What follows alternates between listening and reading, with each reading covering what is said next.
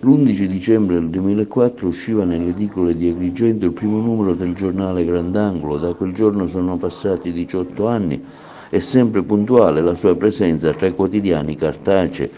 L'idea nata dal giornalista agrigentino Franco Castaldo, che da sempre si è occupato in particolare di mafia, di storie che hanno caratterizzato la nostra terra.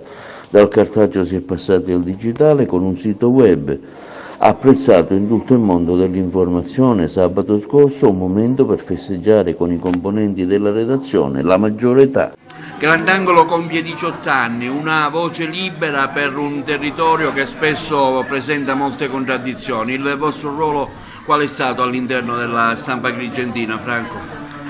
È stato un ruolo innovatore perché è nato Grandangolo in un periodo storico dove molte opinioni, molte versioni avevano tutte la stessa faccia.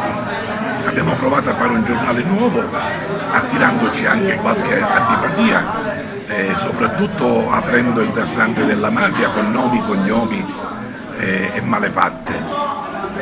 Siamo cresciuti insieme al pubblico che ci ha seguito e oggi formiamo un quotidiano online che è veramente motivo di vanto, insieme ad altri siti agrigentini e fiore all'occhiello dell'informazione in provincia di Agrigento, e continuiamo di farlo ancora almeno per altri 18 anni.